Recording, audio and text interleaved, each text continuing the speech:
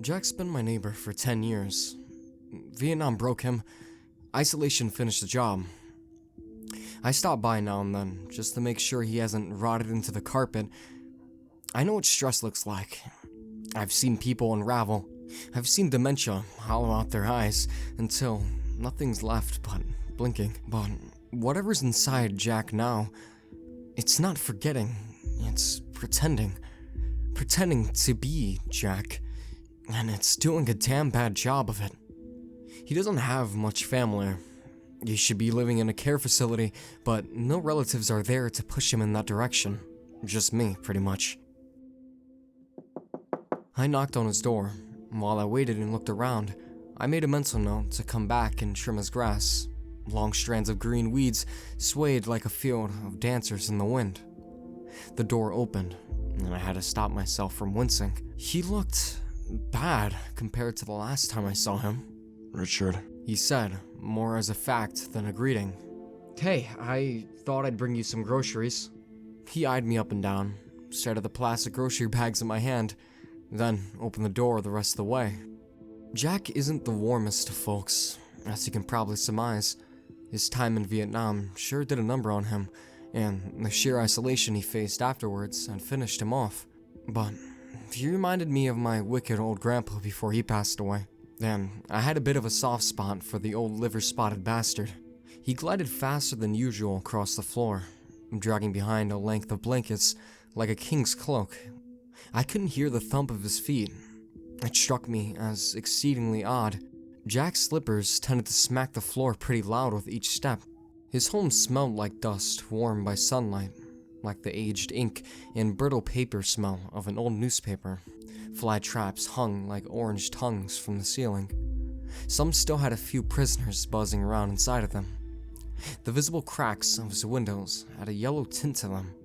The windows peered through gaps in the curtains, which were drawn long against the intruding sun. Jack motioned for me to sit down at the dinner table as he rifled through the 2 plastic bags I'd brought him.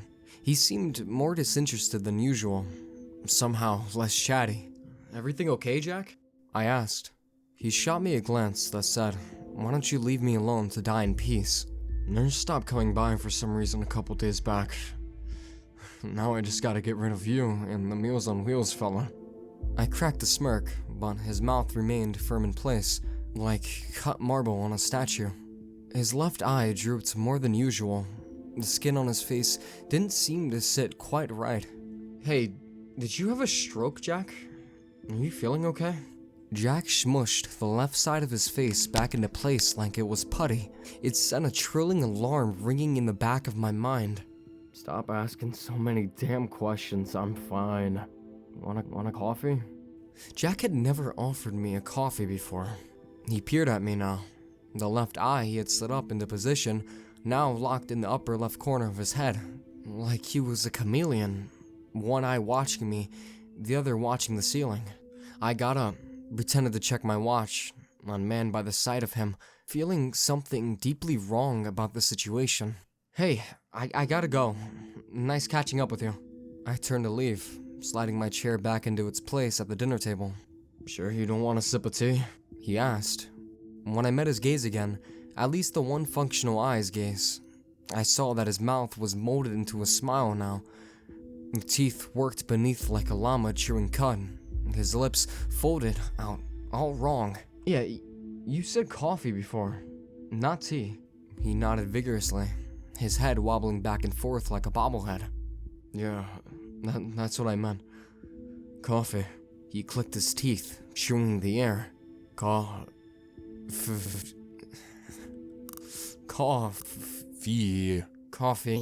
I moved past him and started toward the door. I saw that it wasn't just the blanket wrapped around him. There was a strange trail of them stretched across the floor. I spotted a large tube-like protrusion lying in the center of the path of blankets on the floor. I traced its path down toward the open basement door. My oxygen tubes, Jack said, flicking his head back so he moved something beneath the trail of blankets. Oxygen tubes? Whatever was beneath those blankets had to be as thick as my torso. Much longer, too. The hairs on my neck crept up. I flicked open the front door. See you later, Jack. I gotta get home to Nancy. She's on dinner tonight. No reply came from behind me. As I moved to close the door, I saw Jack standing in the hallway threshold beneath the curved doorway banister. His head was cocked, his eyes like two dark sunflower seeds, both centered on me. His arms were hung loose at his hips, his back slightly arched. He was silent except for the sound of his breath echoing like a rattle of a mixing pea inside of a spray can. His chest moved in and out, slowly grinding with each exhale. I closed the door behind me. My breath caught in my chest like a fish writhing in a net. Should I have called the cops? What would I even say? Help me, my neighbor's acting odd. Doesn't exactly scream emergency. I thought maybe it was a stroke at first, but then he rearranged his face. Pretty sure stroke victims aren't capable of that. And what about the blankets leading down to his basement and that cylindrical shape running beneath it? I wanted to get my wife's opinion before I did anything. I was lucky and happened to marry a woman much smarter than me. She always knew what to do, so I marched back home and waited until dinner was over and the kids were in bed to mention it to her. We were snuggled in bed, her nightdress on, the windows open to let in the heat when I brought up the subject. Honey, I saw something off today when I stopped by Jack's house. Did he finally kick the bucket? I saw a cheeky grin rise on her lips. I couldn't help but grin too. I couldn't ever help it when looking into her eyes. No, he's alive. I think. You think? The hell is that supposed to mean? The smile on her lips faltered. I explained to her how he seemed to glide across the floor, how he dragged the string of blankets behind him. I explained his mannerisms, his sagging face, the way he stood in the threshold of the door. I felt her soft hand slide against my wrists, and she tucked her fingers into my palm. She squeezed slightly. I can tell you're not joking, she said. But what you're saying is also batshit insane. So you don't believe me? I said, peering into her eyes, the warmth of her body pressed against me. I didn't say that, she affirmed. It's just bizarre. We'll stop by tomorrow evening together. No, I don't want you anywhere near that place until I figured out what's wrong. Well, you shouldn't have told me about it then, she said, pressing her forehead into mine. Because I'm sure as hell not gonna let you wander into some oozing zombie's house without me there to protect you. Her grin grew larger. Okay, but you stay near the door. We aren't going to go inside, I said firmly. Nancy's mind is very literal and mechanical. She needs to chew on data and facts before she can really sink her teeth into a concept. But beneath that, she's never doubted me. She just needs to confirm things for herself. That's what makes her so damn smart. I fell into a quiet sleep and woke up the next morning, readied myself for work, and spent the day in the office. Between sips of black coffee and an Excel spreadsheet, my thoughts drifted back to Jack, to the misaligned dropping curve of his chin and the way his body glided across the floor. Full body shivers erupted from me, like I just slipped out of a freezing pool. The time came when I packed up my things from the office into my briefcase and drove home. It was about 6 p.m. My wife was home a couple hours before me. She'd sent the kids to a babysitter for the evening. She'd prepared a lasagna to bring over to Jack's. It was her way of building a valid excuse to go over and see the cranky old bastard. Personally, I'd have just marched over there, but she'd already cooked it. We walked over, 4 houses down. A dog barked in the distance. The wind whistled through the leaves of a large oak in his yard, and a car I didn't recognize sat parked out front. It appeared I missed it the day before when I stopped by. There was an atmosphere of unease around his home. I assumed it was just me, but I saw the look on Nancy's face and immediately knew it wasn't. She held the lasagna with one hand and slid the other around my waist. I rang the doorbell. Minutes of silence passed. I peered in through a window, but the curtains had been drawn tight. We turned to walk away when the door flicked open. I peered my head inside. I opened my mouth to say something, but it died in my throat when I saw an empty living room. Somewhere deep in its wooden bones, the house groaned. "Stay out here, please," I asked her, and she gave me a raised eyebrow in response. "Yeah, I'm not letting you go in there by yourself," she said sternly. "Please, something's wrong here. I mean really wrong." I don't feel good about this. She felt the heat from my gaze now, and the seriousness in my voice. Okay, fine. I'll stay out here. She gave in. A little at first, then all at once with a shake of her head. If I hear so much as a squeal from you, I'm calling the cops, she said, wagging a finger in my face. I planted a kiss on her forehead and wandered inside. I noticed she kept it propped open with the heel of her foot behind me. The house smelled more humid than it had yesterday. Like a film of pungent, musty residue clung to my skin as I crossed further inside. Like I was a curious little fish wandering into a much larger catfish's gaping mouth. I saw the blankets now, scattered about in heaps, mixed with spread out towels and sheets, now encompassing the entire first floor. It was bizarre. Perhaps Parkinson's? Dementia? Alzheimer's? I crossed past the basement door, and I nearly tripped over a large vertical lump beneath the ocean of fabric blocking the narrow corridor between the living room and kitchen. I saw that the lump subtly moved beneath the fabric. I saw that it extended far out of the basement door. I turned to rush back, and Jack was immediately to my left, filling a vacancy leading past the dining room and into the hall leading to Jack's bedroom. That crunching of sticky lungs exhaling, the sensation of hot breath on the right side of my neck. Jack was inches away. His body rattled slightly, like a shaking hand.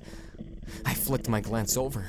Jack's head was a puffy ruin, sagging flesh, like someone pressed 2 eyes into a ball of dough. His clothes hung wrong on his body. One arm was much shorter than the other. Jack was enrobed in blankets, like a cocoon. He lifted a dropping hand and pointed toward the basement. He lifted the other hand, and with unsteady fingers, he tore apart fleshy seams where his lips melted together, revealing his sunken teeth. Come. His teeth clicked like he was chewing on the words. Basement. He was moving closer now. I watched a trickle of blood run down his folded cheek from the 2 bleeding sections where he'd pried his lips apart. I thought I heard the ever so slightest hint of a female scream. I twisted my head toward the basement door. Richard? Nancy called from the front door. Everything okay in there? Jack cracked his neck in Nancy's direction, and I heard a series of 3 shuddering pops reverberate from his vertebrae. His neck bulged with knobs of bone the size of golf balls. Someone else? The click of his teeth, a predatory sort of drag in his voice, his tiny marble eyes centered over my shoulder onto Nancy. I slid past him, taking advantage of the momentary pause. I caught a smell of mulch, rotting leaves, a compost pile. I almost saw that Jack's skin was glistening slightly. Jack didn't move to intercept me, but I saw his drooping head peer from around the corner behind us. The mass beneath the blankets lent to Jack, and it ruffled the edges of the blankets almost imperceptibly. Nancy set the lasagna inside the doorframe and pulled me outside. She took one last look at Jack and then closed the front door behind us. What the fuck? She asked, looking up into my eyes. No, I mean, what the fuck? Is he having an allergic reaction? Do we call the cops? I forcefully pulled her from the door, noticing something red in her hand. I lifted up her wrists when we were halfway across the yard. What is that? I inquired, pointed toward the slipper. Still shaken from seeing Jack's melted face, the way he peeled apart the flesh where his lips once were, like he was shaping clay. Bleeding clay. Yeah, it's a slipper. A woman's slipper. I eyed it with a hint of concern. Jack has lived alone for over 40 years. As we crossed the street, I recalled something he told me yesterday. Nurse stopped coming by for some reason, a couple days back. Stopped coming by? I took the slipper from my wife's hand.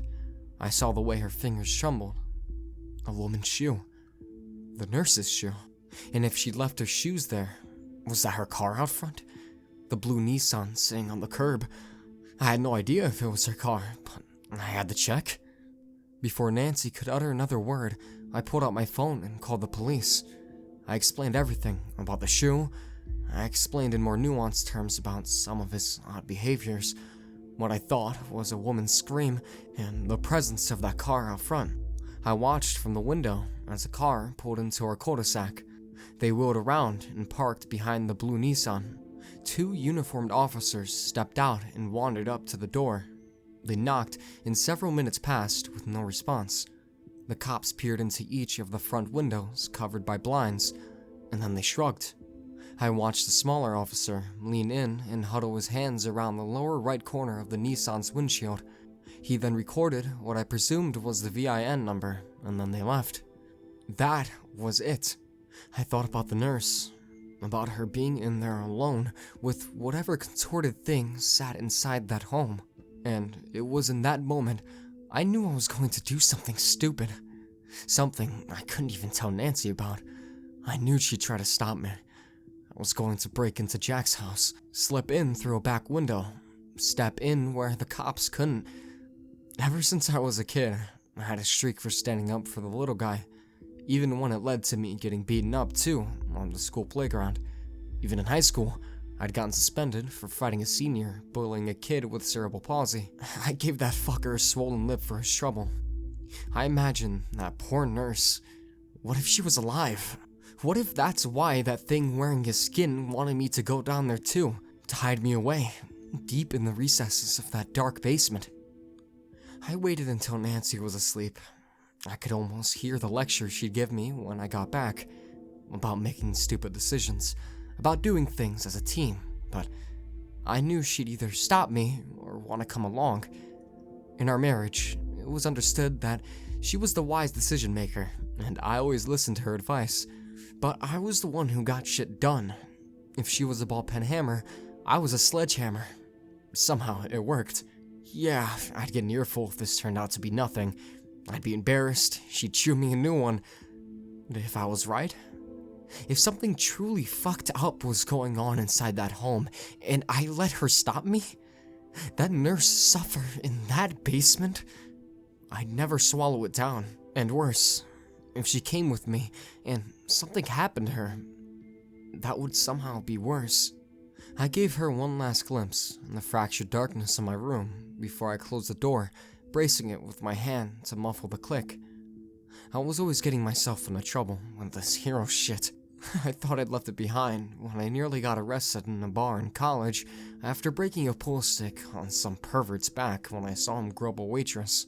But here I was, years later with a wife and kids, and I was still getting up to my same tired sense of morality.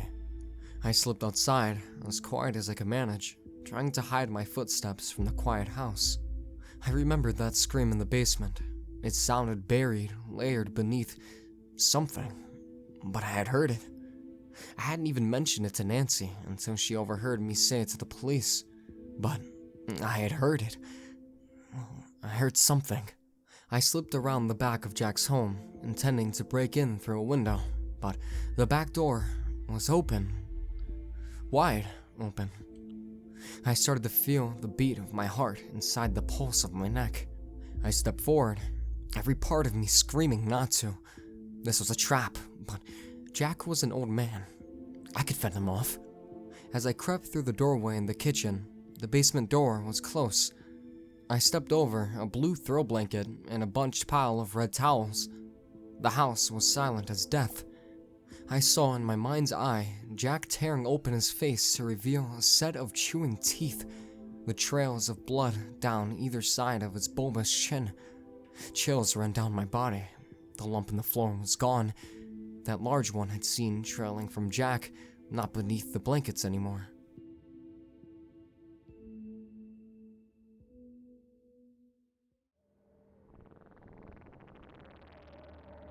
The basement was dark. The smell, coppery and gritty, like the fresh air after a hog is butchered and parceled out. The steps were covered in a layer of old bed sheets. I turned on my phone flashlight, bringing a faint glow to the darkness. It was crushing, pulverizing darkness creeping at the light's edge. The smell grew more intense, an earthly undertow, crumbling, worm-filled soil dried in the sun, smushed between your fingers. I rounded the corner, and my heart dropped like a falling elevator until it came crashing down. My body whacked with full tilt chills. A pulsing, osculating mass of pale human flesh stretched across the room like a carpet, half buried in a mound of blankets. I saw one female leg sticking out from beneath a shivering fold of flesh prickled with hair-like cilia. The underside was red, like the red spongy tissue beneath a scab. The rippling edge tasted the air like a sea slug browsing for food across the ocean floor. Eating. Attached to it was a red slipper, the partner to the one Nancy had found upstairs. The basement door slammed shut above me, above the flight of wooden stairs. I snapped my gaze away to see what had happened, and my eyes met the drooping form of Jack hanging upside down from the ceiling above the stairs. A sagging flesh puppet pressed against the door. I followed the writhing flesh of his body, encased in blankets and sheets, caked together in a hardened fluid turned to a protective layer, like a caddisfly larva.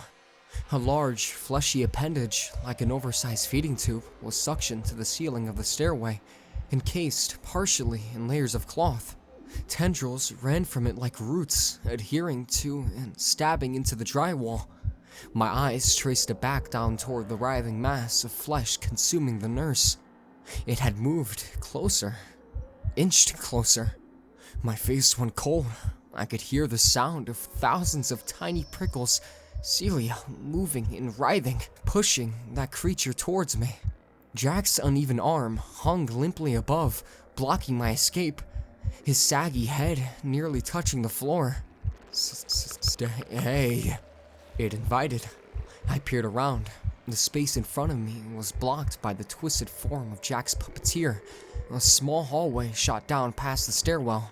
Those sticky tendrils running along Jack's umbilical tube began leaching down from the ceiling, tasting the air, looking for me. I rushed down the narrow hallway, my head flushed with warmth, with panic. I threw myself into a closed door, and it rattled against its hinges. I peered behind me. The hallway was no more narrow than myself, and I saw the fleshy visage of Jack crowding the hallway, 100 thin, veiny, prehensile limbs reaching out towards me. I slammed my weight again. A meteor shower of pain bloomed in my vision. My vision wobbled. I turned, and Jack had somehow crossed half the distance.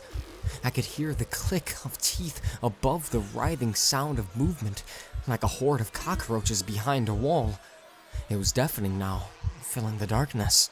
I threw myself a final time and heard the hinges rattle. The lock buckled, and I fell through into some sort of office room. I knocked over stacks of newspaper, creating a sort of avalanche. I slammed the door shut behind me and twisted the lock. I tipped over the desk. I felt something pop in my shoulder. A blur of pain bloomed like a rosebud. The far window sat in a depressed window well, the only source of light in the room. I dropped my phone somewhere along the way. I stared at the door, watched it begin to shudder. Small, pale tentacles began crawling beneath the gap. I heard burrowing to my right, something chewing into the wall.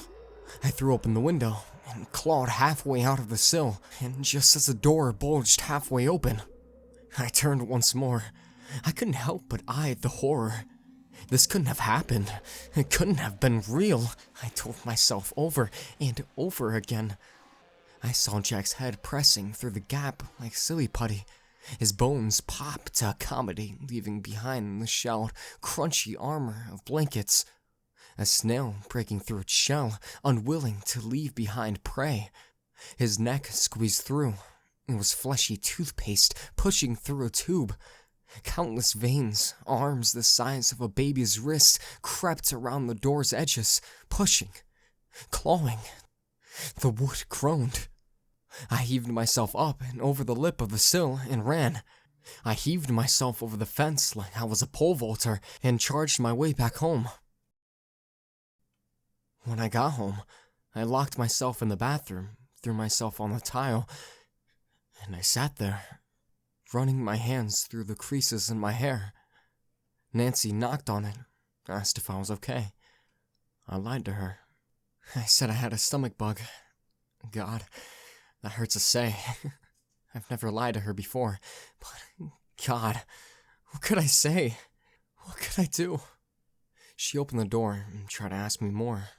She tried so hard, and I lied right in her face. She's smarter than that. Always has been. She'll get it out of me one way or another. I can't stop imagining the visage of Jack, the man I'd once known, squeezing through a gap in the partially open door, the size of my fist, unhinging his being, sliding apart his bones. That wasn't even the worst part. It's the frown I saw carved deep in the grooves of his mouth, the pleading look in those beady insect eyes. Like there was a piece of him still left in there.